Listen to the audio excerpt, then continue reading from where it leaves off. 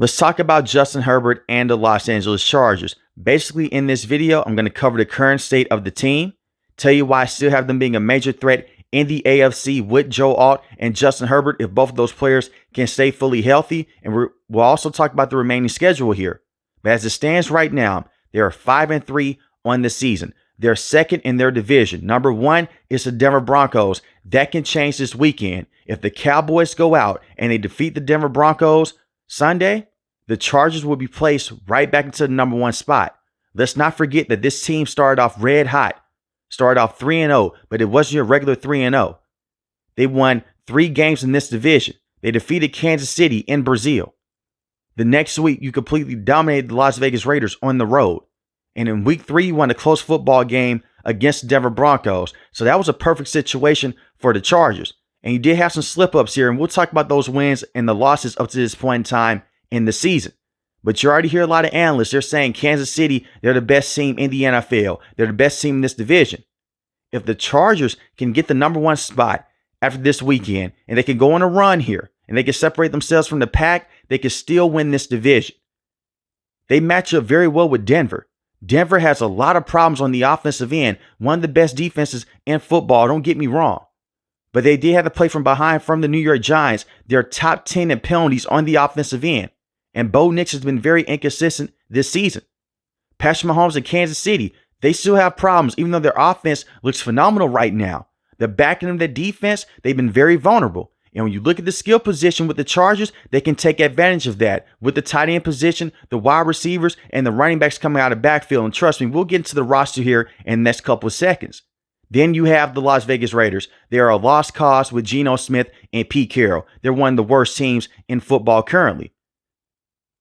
And when you go back to all those games, week 1, week 2, and week 3, Justin Herbert looked like a superstar that he is. Had the 3 passing touchdowns and the 0 interceptions against Kansas City in week 1. Week 2 against the Las Vegas Raiders, 242 passing yards, 2 passing touchdowns, 0 interceptions. Week 3 against the Denver Broncos, the reason why this game was so phenomenal, he got sacked 5 times. He got hit 18 times in this matchup, and he still found a way to have 300 passing yards, 1 passing touchdown, 1 interception, and led the game-winning drive for the game-winning field goal. So we know that Justin Herbert can be a superstar. The biggest question with Justin Herbert, can he carry that over to the postseason? And he does get some unfair criticism for that loss against the Jacksonville Jaguars. It wasn't all on Justin Herbert. It was a collapse by the entire team, including the defense. You had a terrible head coach and Brandon Staley. But that's in the past here. But we all knew that offensive line protection was going to be a problem entering the year. You drafted Joe Alt, who was a phenomenal rookie last season, one of the best tackles at his position. And you had Rashawn Slater. Then you bring in Mekhi Becton. But in training camp, Rashawn Slater, he goes down with that leg injury. Trey Pipkins, who was a former tackle with this organization, you put him over at guard. It was no reason to have him as a tackle on this roster with Joe Alt and Rashawn Slater. They were one of the best tackle duos in the NFL last season. But when Rashawn Slater went down, that sucked. Well, now Trey Pipkins, go back to tackle. And you put Joe Alt at left tackle. You need to have someone to protect the blind side of Justin Herbert. Mekhi Becton has been in and out of the lineup this season. He's had some good moments at the guard position. But he opened the season up dealing with an illness. He missed certain points of training camp dealing with an illness and an injury. He had to exit Thursday night's football game against the Minnesota Vikings with a knee injury. Trey Pipkins has been banged up on the season. And Joe Alt, he's missed time. So their first loss here came against the New York Giants 21-18. Justin Herbert, 22 of 29, 166 passing yards, 1 passing touchdown, 1 interception. 2 interceptions, pardon me. He got sacked twice, but he was pressured on 53% of his dropbacks. Early in this matchup, Joe Alt went down with a high ankle sprain. And you had more injuries on the offensive line. They were still depending on Justin Herbert to go out there and throw them back into the matchup. And coming towards the end of the game, he tried to. But he was being pressured and surrounded the entire time. And whenever people say, well, he has to go out there, he has to make the best of what he has. Look at what Kansas City went through against the Philadelphia Eagles. Look at what Kansas City went through against the Tampa Bay Buccaneers a couple of years ago in the Super Bowl. If you don't have consistent play on the offensive line, it's only so much that you can do. And this matchup really pissed me off for Greg Roman. He did not make adjustments in this matchup, but it was an upset by the New York Giants. But you do have some games that you can give away in the season. It's not ideal because you started out 3-0 on the season and you started out 3-0 in your division. But the biggest reason why they lost this matchup is because Joe Alt went down at the early point in this game. And Najee Harris went down against the Denver Broncos the week before. He tore his Achilles. Khalil Mack, he missed this matchup. He was dealing with an elbow injury that he suffered against the Las Vegas Raiders a couple weeks before. So you were banged up here. And you had some more injuries on the defensive end. I'm not just trying to make 100% excuses here for Justin Herbert. He still had some bad moments in this matchup. I'm just trying to add context here. And Marion Hampton went down with an ankle injury after this matchup. And this was the best game that he's had in his career from a rushing standpoint. And you only lost this game by 3 points. This is the same New York Giants team that went out there and they crushed the Philadelphia Eagles on Thursday night.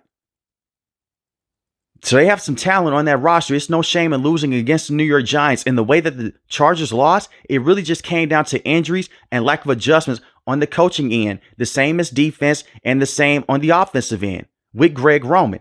And we've seen Greg Roman let Justin Herbert go out there and basically be the main engine to the offense. I don't have a problem with that. But just last season, we saw Justin Herbert be more efficient in this system. They ran the football more, even though the run game was not as consistent. The interior of the offensive line play wasn't great last season. It still isn't. They brought Bradley back at the center position. He's just not a good interior offensive lineman. Great locker room leader.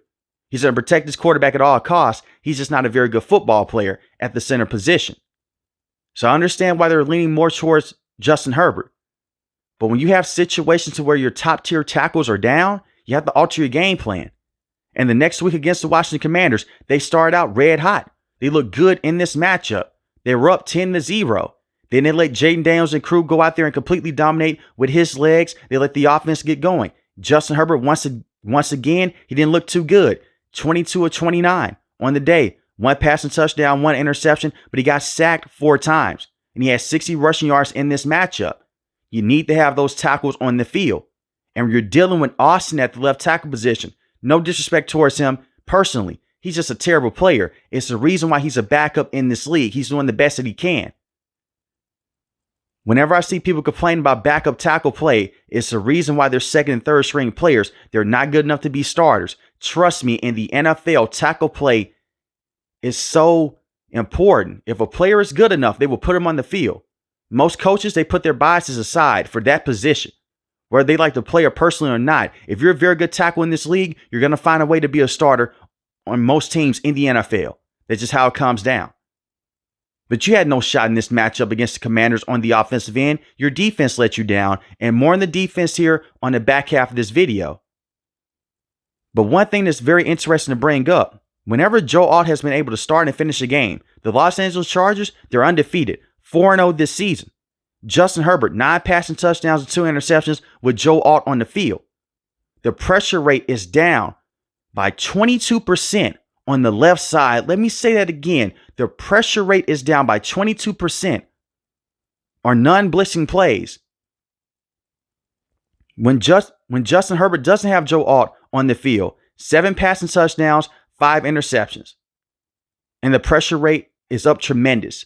That's the impact that he has with this organization.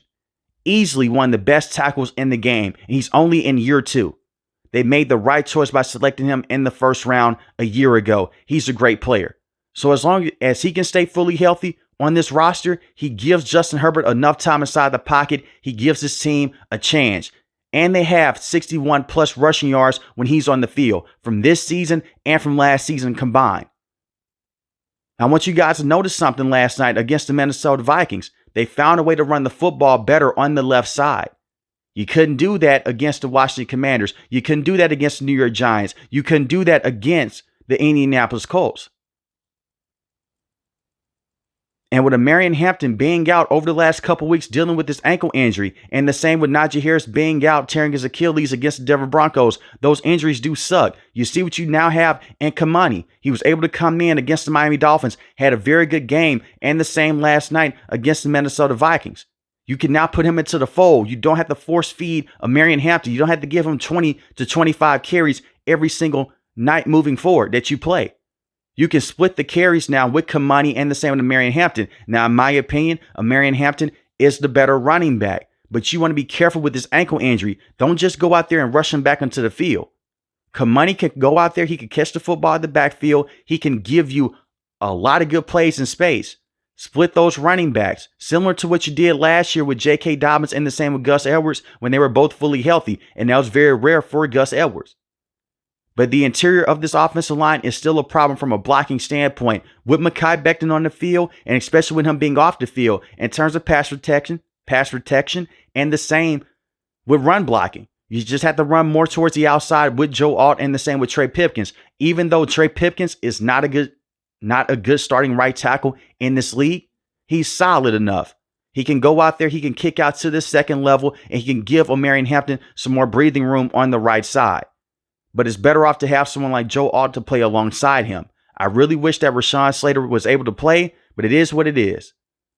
And when you look at the injuries that they've dealt over the last couple of weeks, you do have some bright spots on this offense still. Justin Herbert is still a very good player in this league, still a top quarterback to have. But Keenan Allen has been Mr. Consistent. You can say that he's getting older. Sure, he is still one of the best possession wide receivers in the game. Still one of the best route runners to have. Quentin Johnson has had a very good season this season. I see a lot of people coming out and saying, well, he has 0 targets, 0 catches against Minnesota. It doesn't matter as long as you win football games. He hasn't had those many drops this season. 407 receiving yards, 5 receiving touchdowns. And you notice he didn't go on social media and he didn't cry about not getting getting catches, pardon me. He didn't cry about not getting touches. He just cares if the team wins or not. He wasn't sulking on the sideline. He wasn't upset. We see a lot of wide receivers in this league now. Even number 2 and number 3 wide receivers get upset when they don't even get 5 catches in the game. So shout out for Quentin Johnson for not having an attitude on social media, and he will bounce back. He is still a focal part of this offense. Ladd McConkey has been better over the last couple weeks. We know that he's a star wide receiver in this league based off of last season, but Ladd McConkey is so good inside that slot position. 468 receiving yards in the season, 3 receiving touchdowns. He's averaging a first down a catch. And you have Oronde, the rookie tight end, who has been phenomenal since that game against the Miami Dolphins. Every single week since then, he's made a huge impact with the Chargers. Even though you had that tough loss against the Indianapolis Colts, he had 7 catches, 164 receiving yards, 1 receiving touchdown.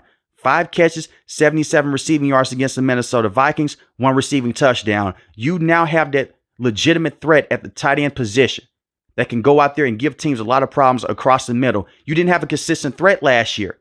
You had Will Dissly. Early on this season, it was Tyler Conklin. The upside is there with Oronde. He can be one of the best receiving tight ends in this league if you give it time.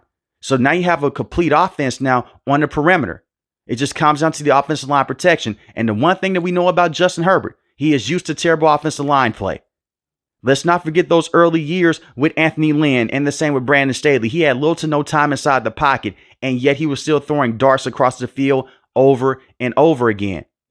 And if players don't hit him after he throws a football away, he'll be better off because of it. Like Dallas Turner came in with that headbutt last night, which they should have ejected him out of the game for targeting. And I said this in my Minnesota Vikings recap. Just a dirty play. It was 4 seconds after he threw the football, and yet you still came in with your head. They should have legit taken him out the game. And I'll have the same energy if it was a Chargers player. That is not needed in the NFL. If Justin Herbert goes down with a concussion in that situation, we're having a different conversation right now. And not too many people are talking about that situation with Dallas Turner. He's made that a nasty habit in his career up to this point. But Justin Herbert being sacked 28 times this season in 8 games is not a good recipe.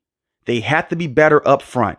But at the same time, when you have second and third string guys up front, there's only so much that you can do. But I am concerned about the interior of this offensive line. So it's not perfect, but they are headed into the right direction on the offensive end if Joe Alt can stay fully healthy, and the same with Herbert. But Kamani Vidal, very good running back. They'll get a Marion Hampton back over the next couple weeks. We know that they can mix things up in the backfield with Greg Roman. All he has to do is just go out there and not be conservative on the offensive end and to be more creative. And he's been more creative in the past game. I will give him credit for that. Now, defensively here, I do have some problems with this defense. They're 13th in rushing offense, credit to them. But they're 17th in rushing defense. They have a top passing defense. They're 7th in the NFL, don't get me wrong. They give up a lot of rushing yards to quarterbacks here. They gave up a lot of rushing yards to Jaden Daniels. The same with Daniel Jones. The same with Jackson Dart. Patrick Mahomes had a lot of rushing yards as well in week 1. And the same with Bo Nix with the Denver Broncos. They have to do a better job in terms of contained coverage on the edges. And I know that Khalil Mack missed some time this season. He is not the end-all, be-all with your defense. Thule, in my opinion, is your best pass rusher. Khalil Mack is a very good run stopper. He can get to the passer. He is still a very good player at this age and especially at this stage of his career.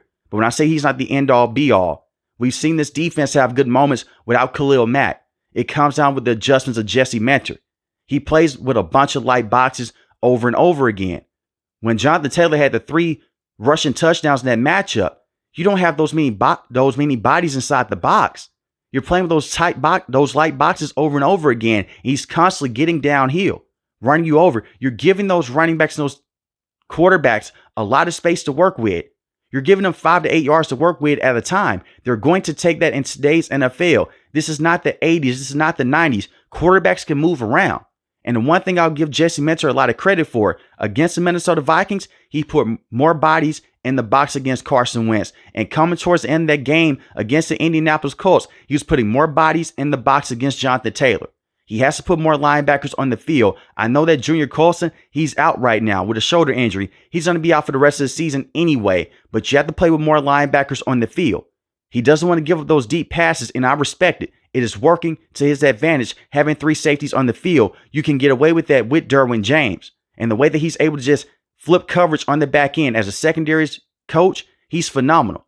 But the attention to detail needs to be better against the run, and they really missed Poona Ford in the middle of this defense. But you still have some good players. Thule is one of them. The same with Khalil Mack. Denzel Perryman, I like him a lot as a linebacker. I feel like he's slept on. Henley at the linebacker position, inside of the linebacker position, he's a very good player. Dante Jackson has been a very good cornerback this season. Derwin James, right now he's dealing with a low ankle sprain, but he's expected to be okay for the rest of the season. He's a very good, impactful safety. I always say that he's a hybrid linebacker. He can play inside the box. He can guard those tight ends. He can guard those slant patterns, those end breakers, flip over the top and play single high safety, come down to make some tough tackles. He is a phenomenal football player to have. And he's been better over the last 2 years in this system than he ever was with Brandon Staley being the head coach and calling defensive shots. So I love the way that they're using Derwin James in the secondary and closer to the line of scrimmage. And they can blitz him off the edge. They haven't done that as much over the last couple of games. They need to get back to doing that. Elijah Molden has had some good moments. He's had some bad moments. He needs to be more consistent. And Cam Hart, I view him as a solid cornerback in this league. He's nothing amazing. I'm not saying that he's his top 5 corner, but he's solid. As long as Benjamin St. Juste doesn't touch the field, you will be fine. And if you're a Washington Commander fan, you know what I mean when I say they'll be fine as long as he doesn't touch the field. But the Chargers, those rough patches really came with those injuries with Joe Alt, and the same with the other injuries on this roster. But coming off of this mini bye week, because you got to play Thursday night, you won't play this Sunday, you get extra rest, you'll face the Tennessee Titans on the road. That should be a win.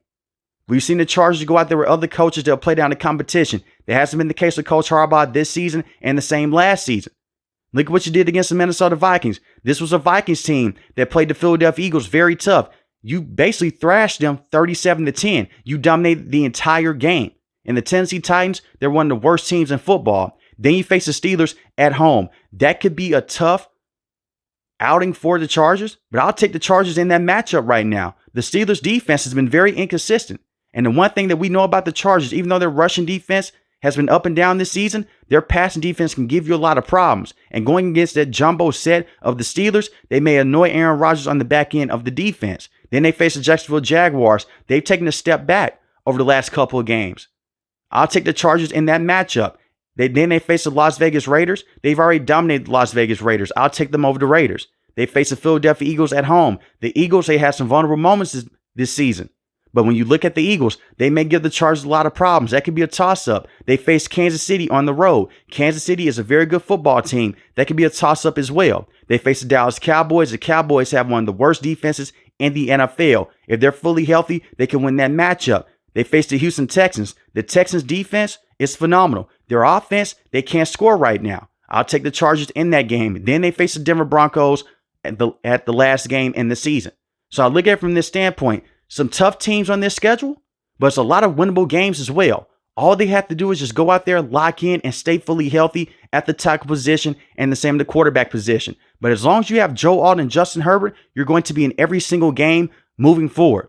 Those tough losses against the Commanders and against the Giants and the Colts, hey, they happen. And the AFC right now, it's anybody's game. The Broncos, they're up there in the conversation. The Patriots, Kansas City, the Chargers, the Steelers. It's a bunch of teams up there that can give you problems every single week. But take advantage of this mini bye week. Get healthier. They get a Marion Hampton back. Alter your game plan. The Chargers, they'll be fine. And if you ask me right now who will win this division, I'll still go with the Chargers. I had the Chargers coming into the year. I'm not going to switch up here. I know that Kansas City looks phenomenal. It's a good chance they may win this division, but I'm going to stick with the Chargers here. But regardless, I see 3 teams making it out of this division yet again. That's just how tough this division is. And I'm going with the Chargers here. I'm going with Kansas City, and the same with the Denver Broncos.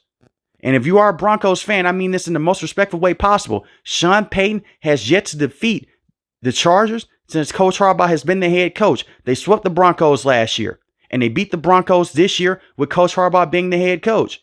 And them having that 3-0 lead in this division, that can go a long way. But let me know in the comment section below, how do you feel about the Los Angeles Chargers, and do you still have them being a true threat in the AFC? If you're new to the channel, hit the subscribe button. If you like the video, hit the like button. Most importantly, I want each and every last one of you guys stay safe, stay positive. Thanks for the video, guys. God bless. Peace.